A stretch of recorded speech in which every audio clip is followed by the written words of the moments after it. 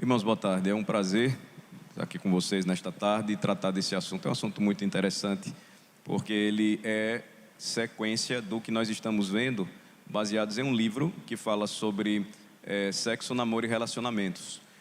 É um tema importante para todos nós e principalmente para a juventude, uma vez que é bombardeada constantemente por visões distorcidas a respeito da sexualidade, a respeito do namoro, do que é um relacionamento entre um homem e uma mulher. Então, nós vamos seguir um tema geral que vai tratar sobre o dever que temos de preservar a nossa vida e a vida dos nossos amigos, aqueles com quem nos relacionamos, de modo a buscar se apaixonar apenas uma vez. O que seria isso, na verdade, né? Então, vamos abrir a palavra de Deus no livro de Cantares, ou Cântico dos Cânticos, de Salomão. Eu vou tomar por base esse livro e nós vamos então tratar o tema. Cantares capítulo 2, o versículo 7, que é o canto da noiva, quando ela se dirige às donzelas, às virgens de Israel, de Jerusalém. Capítulo 2, versículo 7, ela diz assim: Conjuro-vos, ó filhas de Jerusalém, pelas gazelas e cervas do campo, que não acordeis, nem desperteis o amor, até que este o queira. Então, veja que ela faz uma súplica aqui a essas donzelas de Jerusalém, que estavam ali com ela e estavam acompanhando-a naquele cortejo. A ideia mais ou menos aqui é de que ela já estava próxima de seu casamento, a noiva, né? A sunamita, por quem o rei Salomão era profundamente apaixonado. E você encontra termos aqui meio estranhos, porque eles fazem parte da cultura do Oriente e do Antigo Oriente, eu diria, daquela época. E, por exemplo, as moças eram elogiadas sendo chamadas de gazelas e cervas do campo, né? Então é algo muito estranho para a gente. Aqui no Ocidente, pelo menos antigamente, se usava termos também semelhantemente, só que aplicados a outros animais, né? Como gato ou gata. Então não é estranho, né? Para a gente gato ou gata funciona, cervo e gazela já não cai muito bem. Capítulo 3 agora, veja o versículo 5. Só para mostrar a vocês que esses termos ainda eles existem, né? Agora no capítulo 3, aí você tem novamente, é um livro de cânticos, na verdade, né? Do esposo para a esposa e vice-versa. E aí mais uma vez ela diz novamente, olha só que interessante, ela repete, né? Conjuro-vos, ó filhas de Jerusalém, pelas gazelas e cervas do campo, que não acordeis, nem desperteis o amor, até que este o queira. Bem, nós discutimos o padrão de sexualidade estabelecido por Deus em sua palavra na palestra anterior. Isso aí já faz um tempinho, né?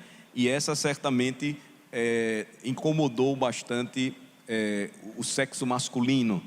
E neste agora, o que é que nós vamos fazer na sequência? Explorar o que Deus fala em sua palavra, qual é a sabedoria de Deus para que, estabelecendo um relacionamento, se busque manter a integridade emocional e romântica. Aí já é algo que toca mais no lado feminino.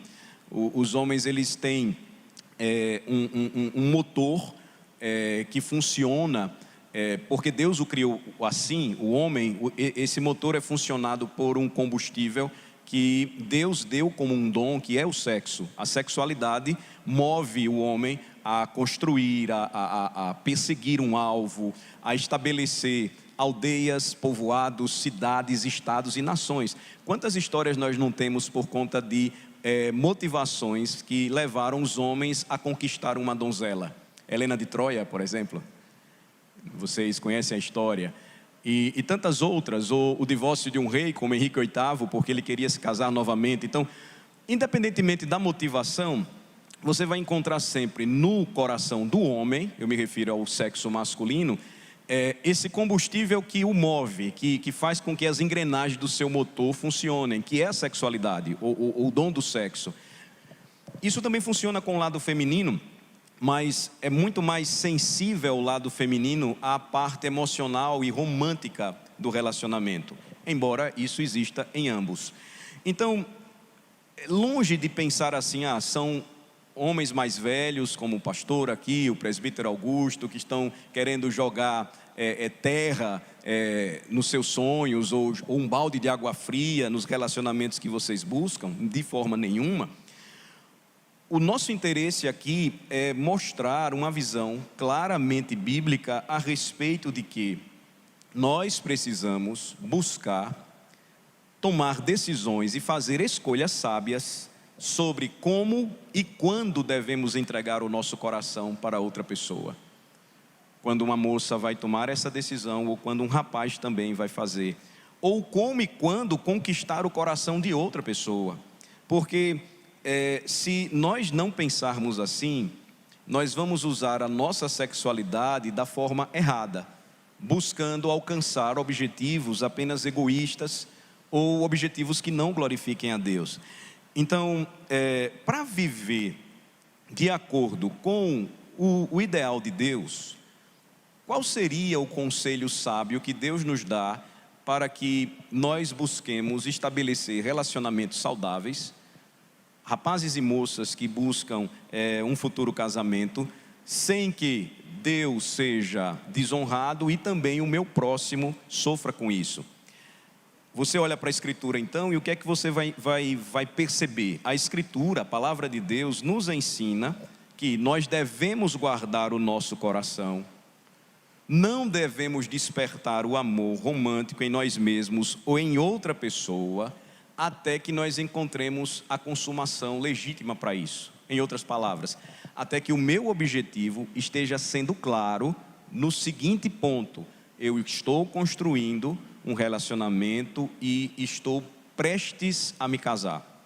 Eu estou buscando isso e essa ideia está muito clara diante de mim e diante da pessoa com quem eu me relaciono. Então, quando eu tenho clara visão do que a Bíblia diz sobre o que é um relacionamento legitimamente aprovado por Deus entre um homem e uma mulher, eu me refiro ao casamento, então eu vou procurar moderar tudo aquilo que eu vou fazer.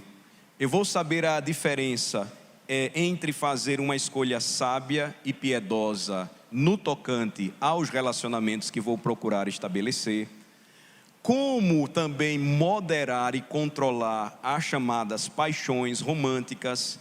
E você vai perceber que isso traz implicações muito grandes e sérias, porque como o tema geral da nossa palestra convidou vocês para vir hoje aqui, é melhor um coração machucado do que um coração partido.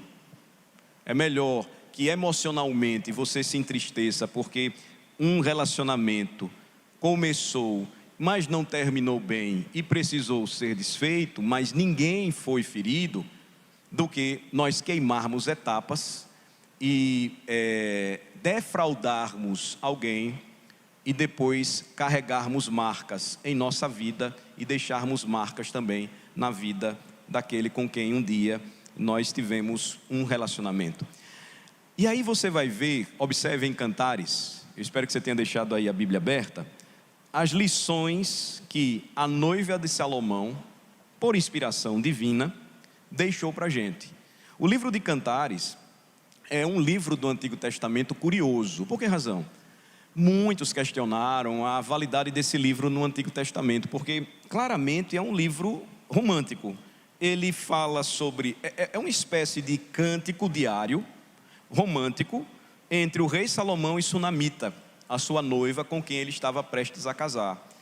Você vai encontrar no livro de Cantares uma declaração clara sobre a beleza e o valor desse amor romântico, e é um livro fortemente sensual, no bom sentido. Ou seja, você tem uma linguagem entre o noivo e a noiva de pessoas que estão bem próximas ao dia do casamento.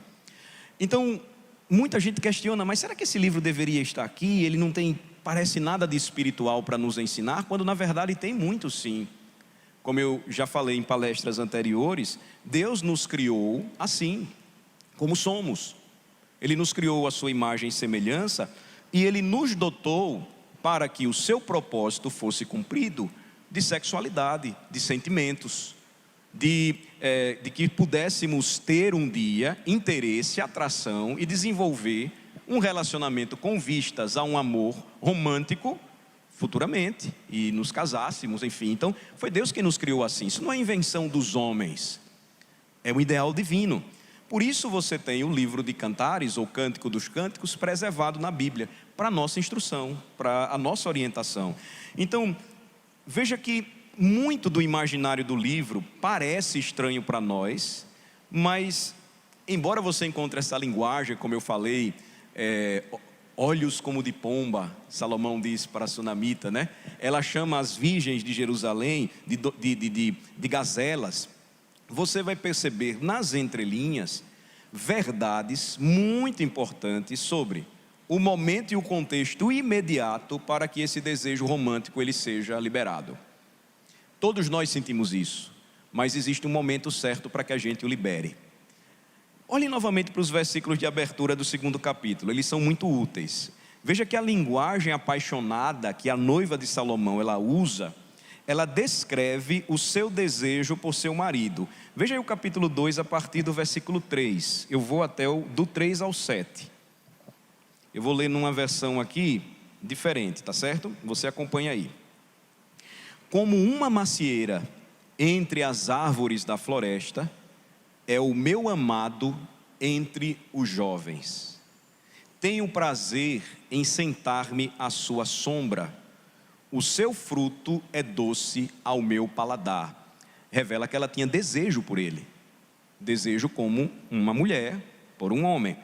Continuemos. Ele me levou ao salão de banquetes, e o seu estandarte sobre mim é o amor. Por favor, sustentem-me com passas, revigorem-me com maçãs, pois estou doente de amor. O seu braço esquerdo está debaixo da minha cabeça, e o seu braço direito me abrace.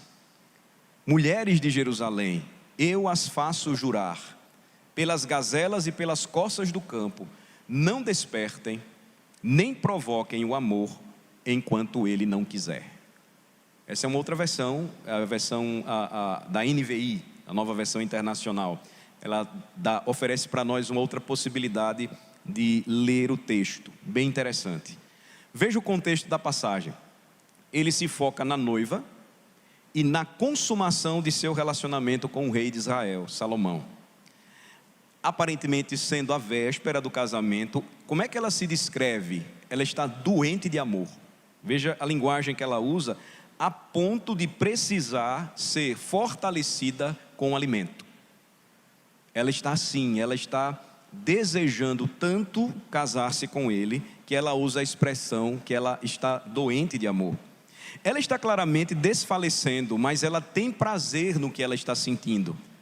Por isso que, normalmente, quando um homem sofre de amor, ou uma mulher sofre de amor, a ideia é que isso pode fazê-lo adoecer, ou fazê-la adoecer. E às vezes adoece mesmo. Leva a uma situação de depressividade, de ansiedade, de angústia. Mexe mesmo com a nossa estrutura. E note que o que a sunamita está experimentando não é algo que está fazendo-a desfalecer porque Salomão não a deseja, mas porque ele a deseja tanto que eles estão prestes a se casar. E aí qual é a cobrança que a noiva de Salomão faz às jovens donzelas que estão cuidando dela? É como se estivessem preparando a sunamita para o casamento. Ela vai dizer para elas: não despertem, nem provoquem o amor, enquanto ele não o quiser. Então, qual era o temor dela? Que o desejo que estava tão próximo para aquela noiva pudesse contagiá-las, despertando um sentimento de paixão naquelas jovens que não, sem ser ainda o momento, essa seria a melhor colocação. Por exemplo, a situação da noiva segundo a sua visão, para aquelas moças não era a mesma.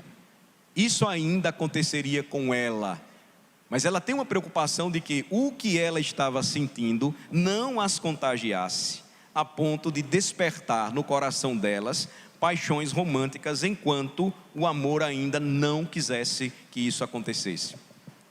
Essa é uma frase impressionante, irmãos, que nós encontramos na Bíblia quando nós vamos meditando em seus detalhes. Veja, a noiva de Salomão não está meramente dizendo: não despertem, nem provoquem o amor, enquanto vocês não o quiserem. Veja que a linguagem que ela usa é: nem desperteis, na nossa versão, né? Nem desperteis o amor até que este o queira. Então, ela está personificando o amor nessa passagem como o guardião e detentor de si próprio. A questão não é despertar nela, mas não fazer isso sem que o amor deseje que tudo isso aconteça. Por que a Bíblia usa essa linguagem? Porque o amor não deseja ser despertado para o romantismo antes da ocasião para a qual ele foi criado. Por isso que ele está dentro de nós, mas ele não pode surgir ou ser acordado em um momento que não é próprio para ele. Foi como nós já falamos anteriormente. Esse tipo de namoro recreativo tão comum em nossos dias segue na contramão do que Deus pretende para cada rapaz e para cada moça. Por quê? Porque incentiva que o amor seja acordado, aceso antes da hora. Por isso você vai perceber que há cada vez mais cedo, de forma muito precoce, esse tipo de amor, ele é despertado no coração do adolescente. Por vezes ele não está nem preparado ainda para isso. Ele não sabe nem a dimensão e as consequências do que pode acontecer se o amor for despertado na hora errada. No caso da noiva de Salomão, gente, observem, o amor deu obviamente a permissão para ser acordado. Por quê? Porque a noiva, ela chegou a um momento na vida em que o amor romântico e o amor sexual, eles poderiam acontecer. A sequência é simples: o amor romântico vai nos levar ao amor sexual, e a consequência de ambos é o relacionamento sexual. Primeiro o amor romântico é despertado, depois o desejo ou o amor sexual, e a consequência então são as núpcias, no caso aqui, a relação sexual na lua de mel entre o noivo e a noiva. Então as virgens, elas não estavam numa circunstância da vida, de acordo com a linguagem da noiva, para isso. Por isso ela traz uma advertência por duas vezes. Ela vai informar que estas moças cuidassem de seu coração para que o amor romântico ainda não fosse acordado. Quais são as implicações? Vou repetir. O amor romântico só deve ser despertado dentro do contexto de um relacionamento conjugal ou de um relacionamento conjugal pendente. O que isso quer dizer? Eu estou prestes a me casar. Eu agora vou me preparar para isso. E aí vale a pena observar que em nenhum lugar aqui há uma orientação de que você deve suprimir ou negar os seus desejos, que são naturais, como eu disse, e que foram dados por Deus, por sexo e por romance. Não. Qual é a instrução que vem antes? E isso é importante. Nós somos instruídos a não provocar isso antes da hora, a não estimular esse tipo de amor antes do momento preciso, o momento em que deve acontecer. Que imagem eu poderia usar aqui que facilita a nossa compreensão? Vou usar aqui uma imagem muito antiga. A imagem que sempre foi muito utilizada quando nós ouvíamos os antigos ensinarem a gente sobre isso, é aquela de você ativar o fogo em carvões que já estão em brasas. Se já existe no carvão potencial para que o fogo ele se torne maior e mais intenso, o mesmo acontece com cada um de nós, basta que o gatilho adequado ele seja disparado. Essa é a mesma ideia. Então, quando nós tratamos de desejos românticos, sexuais, antes do casamento, é precisamente isso que aqueles que ainda não casaram precisam evitar. Porque a consequência, ela é clara. É como se duas brasas, elas se juntassem em uma fogueira. Inevitavelmente, o fogo irá crescer e se tornará grande. Então, isso faz bastante sentido, mais uma vez, quando você percebe a natureza do relacionamento ensinado por Deus, que é muito distinto daquilo que nós estamos vendo hoje, cada vez mais incentivado na mente e no coração dos jovens e adolescentes. Então, você precisa experimentar realmente para saber se gosta. O importante é que você faça isso mesmo. Enfim, a sociedade empurra cada vez mais, de forma precoce, muito cedo, que o adolescente, o jovem, tenha experiências, só que elas não são boas se você vai fazer isso e sem o cuidado necessário, orientado por Deus, você acaba se queimando. Veja, não pode haver um compromisso verdadeiro, nos diz a palavra de Deus, fora de uma proposta de casamento. É o que acontece lá fora. Então, homens e mulheres, rapazes e moças, despertam-se constantemente paixões românticas sem qualquer compromisso. Não tem compromisso de assumir ninguém, de casar com ninguém. Para vocês terem uma ideia da proporção da coisa, o atual governo do nosso estado trouxe, inovou mais uma vez, uma série de benefícios para pessoas que precisam, outras nem tanto. São os famosos benefícios. Tem um benefício novo agora para mãe solo. O que é uma mãe solo? Uma mãe que teve um relacionamento, se apaixonou romanticamente, teve um filho e o homem, caiu fora. É uma mãe solteira, uma mãe sozinha. E tem uma criança para criar. Quantas não sofrem com isso? Homens cada vez mais, os homens cada vez mais agindo de forma irresponsável. Eles buscam aventuras, o desejo está presente, como está presente em cada um de nós. Eu sempre costumo dizer, se você sofre tentações na área sexual, você sabe que foi criado por Deus da forma certa, para casar mesmo. Só que o que vai diferenciar a sua vida diante de Deus é como você vai se conduzir, como é que você vai cuidar de seu coração, como é que você vai se guardar. E se entrar num relacionamento no momento certo, com muita responsabilidade, conhecer os riscos e evitar então cair nas ciladas do seu coração. Então, o despertar dessas paixões dentro do relacionamento, elas precisam ser bem administradas. Por quê? Porque se elas não acontecem no casamento, elas vão desviar o seu coração do verdadeiro propósito. Deixa eu usar outra linguagem aqui. É como se eu tivesse 12 anos e eu quisesse ter um carro, e eu fosse todo dia na concessionária, eu entrasse lá e olhasse aqueles carros lindos, e eu ficasse desejando todos eles, e eu saísse de lá porque eu não tinha dinheiro para comprar. Quando eu era garoto, Júnior está aqui, lembra disso, ele é mais velho do que eu, só um ano, viu? Não sou eu que sou mais velho que ele, não.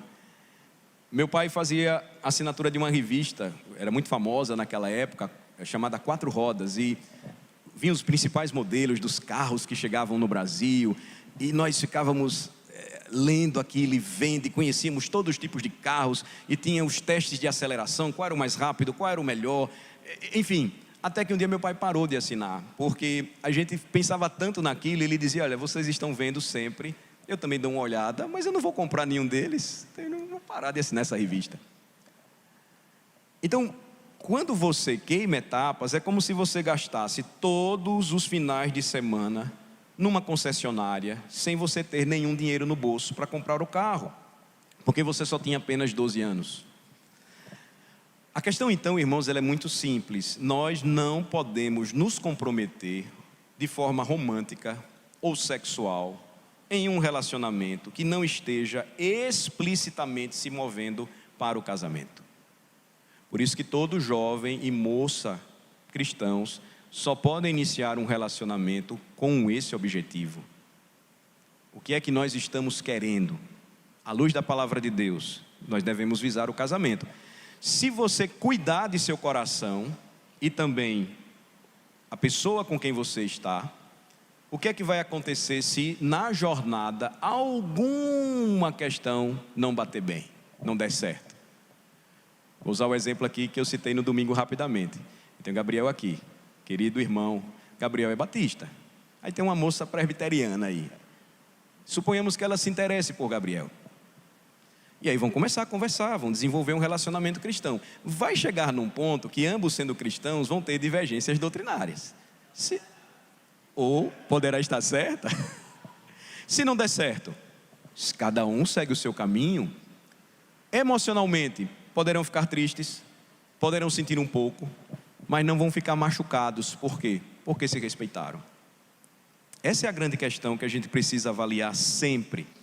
Você não pode se comprometer romântico ou sexualmente a um relacionamento que não esteja explicitamente movendo você para um casamento. Por quê?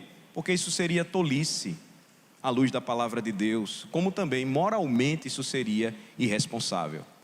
Então isso nos leva, irmãos, para uma seguinte questão, que eu não posso ter uma fixação errada em desejos que são corretos. Veja só, tudo que Deus criou foi bom.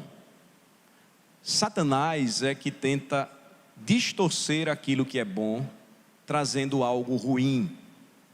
E isso acontece também em nosso coração. Deus criou o homem para o louvor da sua glória. Homem e mulher, Ele os criou à sua imagem e semelhança. Quando o homem se desvia dos caminhos do Senhor, e ele faz aquilo que é contrário à vontade de Deus, isso não quer dizer que a criação de Deus é ruim, ela é boa.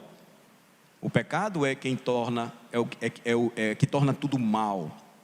Então, em cada área da vida, há uma necessidade de que eu santifique os meus desejos. Então, se eu não faço isso, eu vou trazer problemas para a minha vida, problemas para a minha alma. Eu não posso, por exemplo, perseguir aquilo que eu não vou conseguir conquistar. É como se eu sempre quisesse mais do que eu posso pagar. É como se eu tivesse acima do meu peso e desejasse perder peso, mas eu passo todo dia assistindo canais de culinária e vendo aqueles bolos deliciosos e doces e eu caio neles. Então, eu não posso perder o foco e desviar aquilo que eu devo seguir à luz da palavra de Deus. Então, gostar de comer é algo bom, ter alguma coisa, um bem material, é algo ruim? Não, são coisas boas que Deus nos deu, mas existe um momento certo para tê-las, e também existe um momento errado para adquiri-las. Se eu preciso perder peso, eu vou ter que melhorar minha dieta, senão eu não vou conseguir aquilo que busco.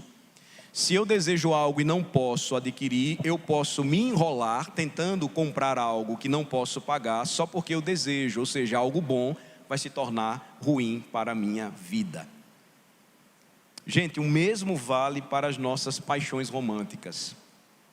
O desejo romântico foi designado por Deus para nos motivar a um outro desejo que eu já falei a vocês, que é o desejo sexual. E o desejo sexual foi designado por Deus para nos motivar à atividade sexual. Então, desejo romântico me motiva ao desejo sexual e, finalmente, ao relacionamento sexual. Quem criou isso e colocou em nosso coração? O Senhor, foi Deus. Agora, uma fixação exagerada sobre o desejo romântico, separado do contexto em que ele deve ser despertado, frequentemente vai levar você a tomar escolhas erradas, tomar decisões erradas.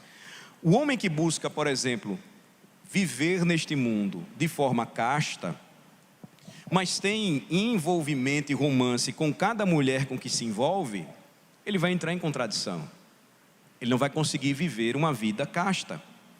A atenção, então, irmãos, romântica, em sua essência, é um convite para que o homem e a mulher se envolvam mais adiante em um nível mais profundo e íntimo de relacionamento.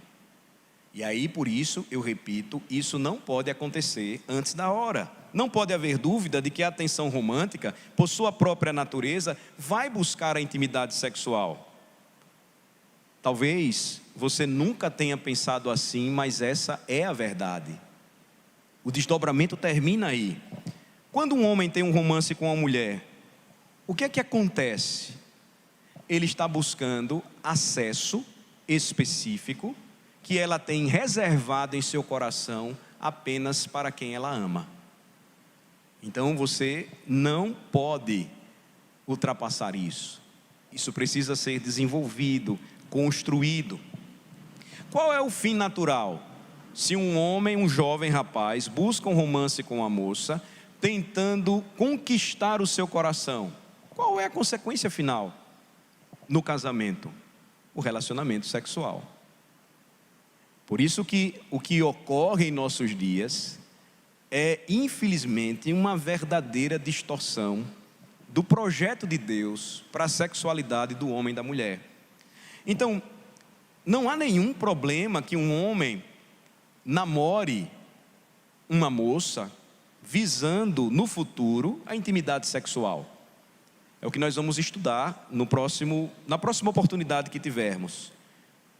Não há problema nisso. O problema está em um homem que namore uma mulher fora do contexto em que a intimidade sexual ela deve acontecer.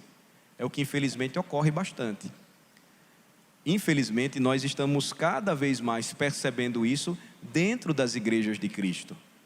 Por essa falta de reflexão, de tratamento do assunto, vergonha dos pais de conversar esse tema com os seus filhos, às vezes despreparo mesmo de tratar esse tema com eles. Muitos problemas nessa área têm acontecido, infelizmente.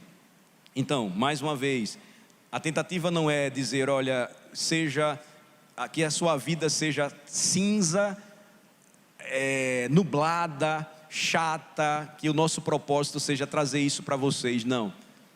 É incentivá-los a buscarem relacionamentos da melhor maneira possível, que glorifique a Deus e seja de forma bíblica. Então, nossas paixões sexuais, elas já são suficientemente difíceis de controlar, quando não são despertadas. Imagine se não se torna pior, mais complicado, se a gente vive sempre se colocando em situações em que podemos nos envolver.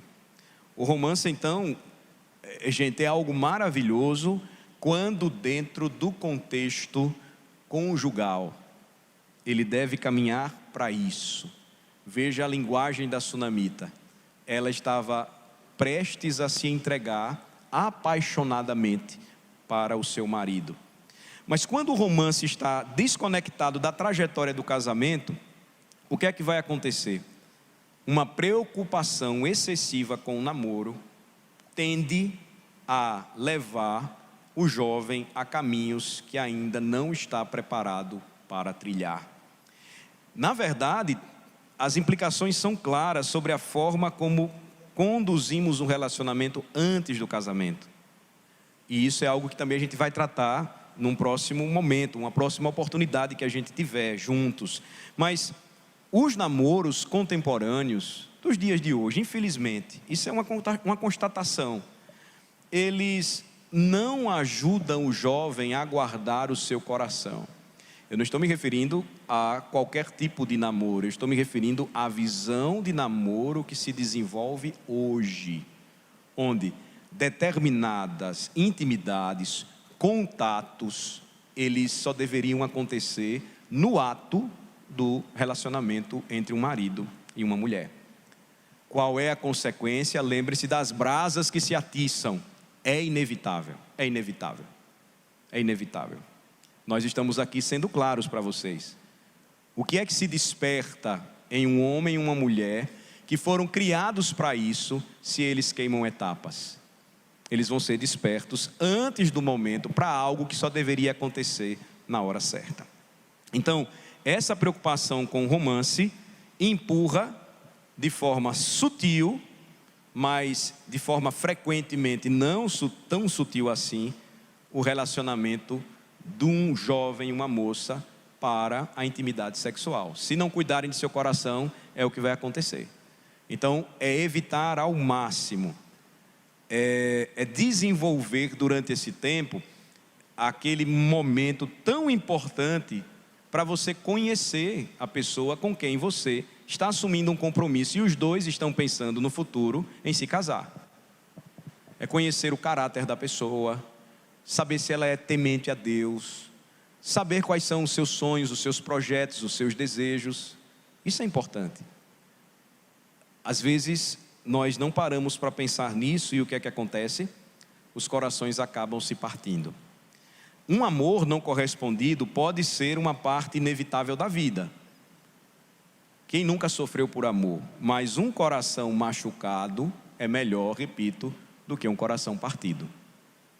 Corações quebrados por conta de relacionamentos inapropriados entre rapazes e moças, ou homens e mulheres, que foram despertados antes do momento certo para que tudo acontecesse, traz consequências muito ruins no futuro. Deixam marcas e acabam prejudicando até mesmo a nossa vida, intimidade com o Senhor e tantas outras coisas.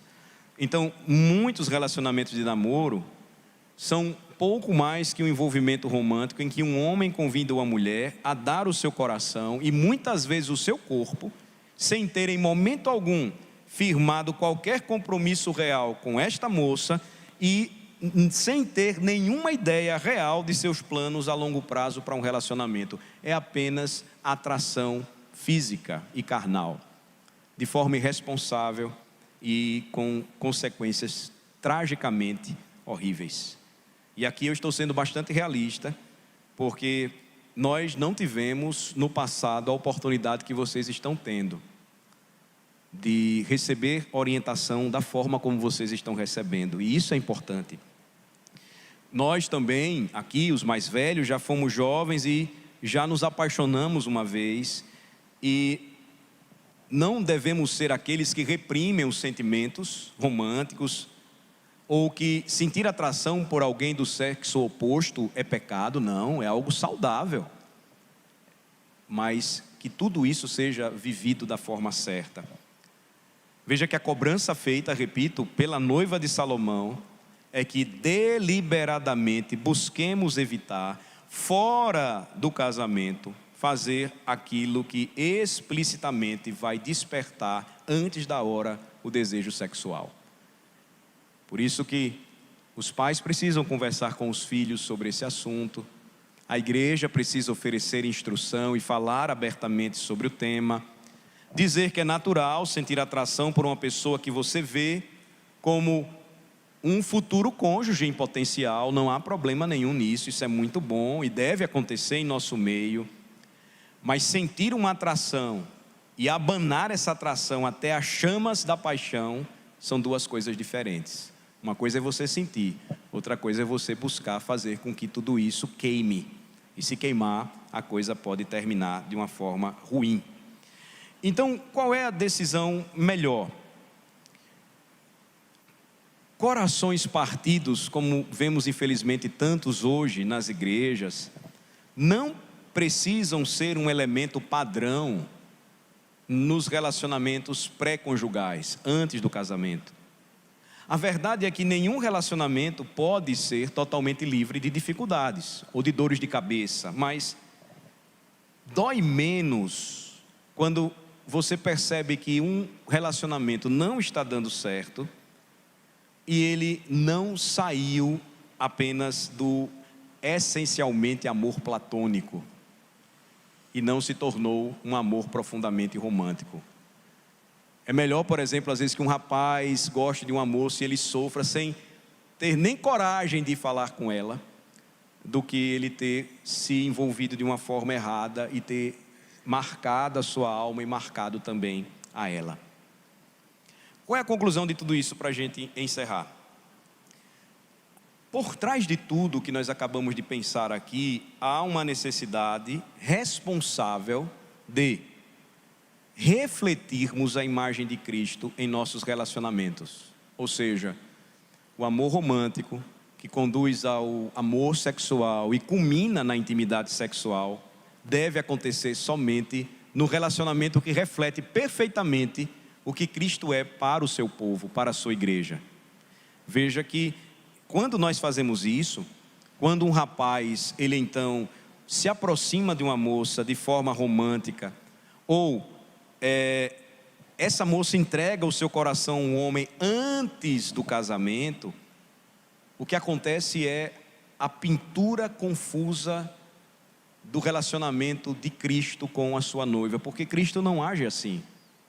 Desde o princípio, Cristo reservou os seus desejos e seu amor mais profundo para a igreja, mesmo antes de conhecê-la. E desde os primeiros dias da criação, nós percebemos que os crentes guardam com um anseio monogâmico a vinda do noivo. Olhem que a linguagem na Bíblia sempre é quando a gente se envolve com outros deuses, praticando uma poligamia espiritual, nós traímos o noivo. Mas como é que a Bíblia nos ensina a esperar o noivo? O nosso amor é monogâmico, fiel a ele. Nós o esperamos, a sua segunda vinda. Essa mesma imagem, gente, deve ser expressa dentro de nossa própria espera pelo casamento. Cristo foi fiel de corpo e alma a uma noiva que ele ainda não tinha conhecido. Cristo reservou seus sentimentos mais profundos para aquela que um dia o Pai lhe daria como noiva para o casamento. E do mesmo modo nós somos chamados a refletir os nossos relacionamentos aqui nesse mundo como crentes. Concluindo, não devemos provocar um amor romântico e sexual em nosso coração ou no coração de outra pessoa, fora do contexto de um relacionamento conjugal. Devemos nos refrear de fazer coisas, seja em termos relacionais ou não, que despertem um amor romântico em nosso coração, antes de sermos capazes de consumar corretamente esse amor no relacionamento conjugal. Mas aí você pode se perguntar, é sempre certo provocar as brasas do romance e da paixão? Num contexto correto, na verdade, é certo fazer, como eu disse. Mas no próximo encontro eu vou continuar e trabalhar isso com vocês. Mas até aqui eu queria reforçar que se nós seguirmos com temor a Deus, obediência e fé, o que Ele nos orienta, nós vamos conseguir guardar o nosso coração das tentações que são tão comuns a cada jovem, a cada homem, a cada mulher. Se nós buscarmos fazer de forma correta o que o Senhor nos instrui, certamente nós vamos glorificá-lo e vamos passar a ver os relacionamentos de uma forma distinta, diferentemente de como o mundo enxerga.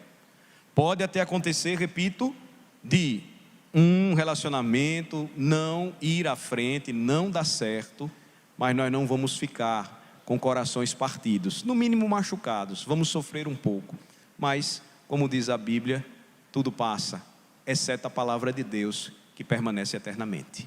Vamos orar. Senhor, nós te agradecemos por este momento, o privilégio que nos dás de meditarmos sobre este tema. É um tema desafiador para cada jovem aqui que ora e busca no Senhor construir um relacionamento cristão com vistas ao casamento. É um grande desafio para aqueles que já estão em relacionamento e para aqueles que oram por isso. Nós te pedimos, Senhor, que a Tua palavra sempre ofereça a melhor instrução para todos nós. E assim aprendamos a guardar o nosso coração, pois dele procedem as fontes da vida. E que tudo aquilo que é bom que o Senhor criou, e que cada um de nós carrega dentro de si, o romance, o desejo sexual, a vontade de unir-se a uma pessoa do sexo oposto, que tudo isso, ó Senhor Deus, seja guardado e bem direcionado por Tua palavra, por Teu Santo Espírito, livrando, Senhor Deus, cada um de nós de cairmos na tentação, de fugirmos daquilo que o Senhor nos ensina, não despertando estas coisas no momento errado, mas podendo vê-las crescer, se desenvolver e, por fim, se despertar no momento certo. Abençoa, Senhor Deus, a cada um de nós, e que a Tua palavra, ela sempre nos esclareça, pois a revelação das Tuas palavras abrem o nosso entendimento e esclarecem a nossa mente. Em nome de Jesus é que oramos. Amém.